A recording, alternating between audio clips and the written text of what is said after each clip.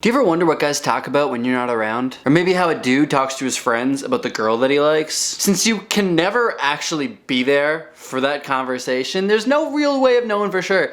But I'm hoping that this video could help clear things up a little bit. So today I'm gonna be explaining basically how guys think and act around their friends when it comes to the girl they like. So first thing you gotta realize is that guys are very different from girls in this regard. When a girl might open up about how a date went in detail, generally guys keep a little more of it to themselves. But that's not always the case. If a guy was very excited or nervous for the date, or if it ended up going surprisingly well, or if he found something out about you that he really likes, things like that will have him bringing up specific parts of the date. But when a guy talks about a date, it's almost always about the girl, not the actual date. Don't get me wrong, it's great to go on great dates and to do really fun things, but when it's all said and done, at the end of the day, what the guy's gonna most think about and talk about is the girl. Now, if a guy's really into a girl, another thing that might happen is that his friends might tease him. It really depends on the situation and who the friends are and how close of friends they are, but in my experience, generally when this happens, it's kind of a good thing. Well, usually from what I've seen and experienced, it's used to nudge a friend into making a move that he might be a little too shy to do. For example, something comes to mind that just happened not too long ago with a good friend of mine who kept hanging out with this girl one-on-one. The two of them were hanging out like peas in a pod. They couldn't be apart.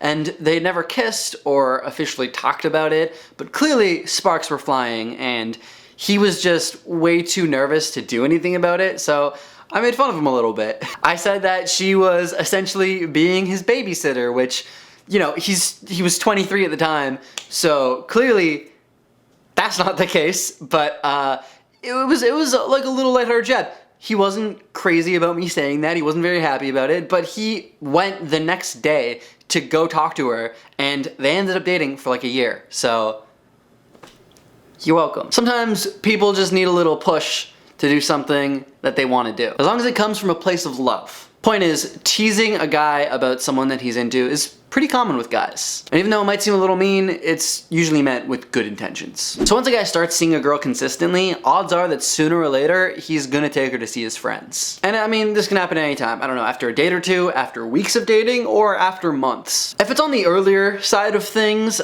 he might not have mentioned to a lot of his friends that he's into this girl. And so he'll do little things to let his friends know that she is more than just a friend. Basically, he's just trying to let his friends know that you're off limits, and he'll do this in a number of ways. Maybe he'll have his arm around you a lot, or want to hold your hand a lot, or have a lot of one-on-one conversations, even though there's a bunch of your friends around you, just have a lot of one-on-ones, and stuff like that. And this is all just to make it crystal clear that he wants his friends to follow the bro code. I'm sure that you've all heard of the bro code, whether or not you know exactly what it is. And while it's not a real list of things that you have to follow, there's definitely an implied list of things that you do to be a good friend. And honestly, to be quite frank, the bro code can totally apply to girls too. It's just called the bro code, but it's rules of being a good friend. And honestly, I pride myself on being an excellent friend. So you guys are about to learn from the best. Anyway, in general, if one guy shows up to a group hang with one girl, the implied rule is that she's with him, don't hit on her. And that's definitely not always the case. Like, they can just bring a girl who's just their friend, but if you're interested in her, if you think she's pretty, or if you've been talking and you feel like it might be flirting, you gotta talk to him and find out what's going on before you make a move. And also just in general, see if he's okay with that. Maybe nothing's going on with them, but he likes her and he's trying to impress her with like all of his super cool friends, and it would not help that to just try and hit on her all of a sudden. You know what I mean? Like, be a good friend, try and help your friend succeed, and if she's not into him, that's a totally different thing when and if that happens. And sometimes it gets more complicated than that, because there are times where the guy won't admit that he's into the girl. But if you're a really good friend,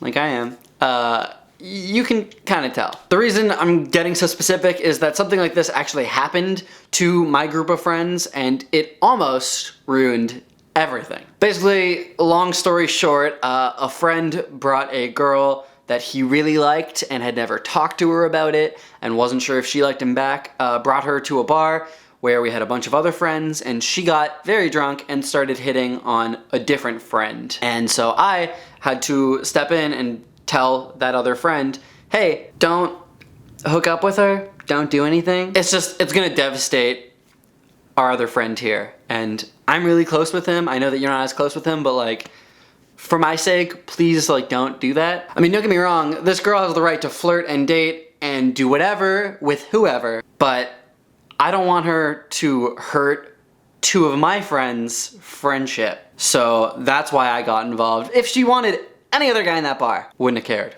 But that's where I wanted to step in. Honestly, I just wanted to do whatever I could to make sure that if everyone can't be happy, that at least they're not miserable. In my personal opinion, if you're someone who doesn't see anything wrong with trying to hook up with someone that your friend likes, maybe a friend's ex or sibling or anything like that, and you don't talk to them and get permission or anything like that ahead of time, then you're just being a bad friend, and that definitely violates the bro code. Hell, I think it's weird to even try and ask when they might be uncomfortable with it. It's a weird situation to be in. There's so many other people out in the world that you could date and do whatever with. Do you really need to go for people that, you know, could be sensitive to your friend? Anyway, I'm getting pretty far off topic here, so let's just move on. If things get pretty serious between you and a guy, odds are he will start spending more and more time with you, which is great. But while his friends probably won't admit it, they might start getting jealous if they start seeing so much less of him. I'm sure that you've all heard the term bros before hoes, and that's directly relevant to what's going on here. It's basically a way of saying, hey, even if you're in a relationship, we still gotta hang out. Which, to be honest, sometimes is a serious concern. I have friends who've gotten into relationships and I literally don't see them again until they're single. And you know what? It sucks to lose a friend, but at the end of the day, as long as they're happy, I understand. But also, this isn't always the case at all. I know tons of people who are in super healthy, happy relationships, and I see them all the time. And a lot of the time, that means that they're bringing their girlfriend or their boyfriend to hang out, and that's awesome. Then we're all friends. Truth is, us guys usually prefer to have less friends that we can trust with anything as opposed to a ton of friends who we can't really talk to. So our number one priority when a friend starts being interested in a girl is to support them 100%, but also keep them grounded and to not lose a friend. Anyways, that was the video for today. Thank you all so much for watching, and if you enjoyed it, let me know by giving it a big old thumbs up. Also, let me know in the comments what you share with your friends when you have a crush. What do you tell them? How does that conversation go down? Do you just spill it right away, or do you not tell them for like a little while? I want to know. A few weeks ago in my last video, I asked you all what are some unattractive things that guys do that turn you off, and so on screen right now are my favorite comments from that video. And remember, if you want to get your comment featured, just leave one down below and I will be featuring them in next week's video. I want to give a huge Instagram shout out to Jewel for leaving a ton of comments on my latest Instagram pic. And look, you want to be featured?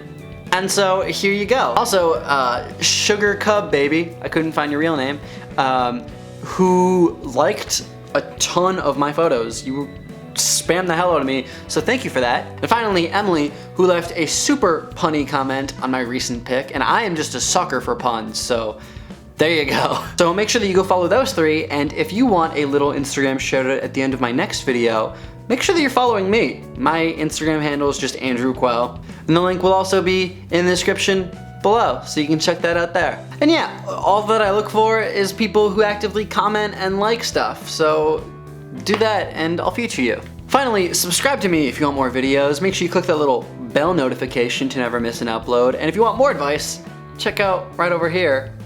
There's some content there for you.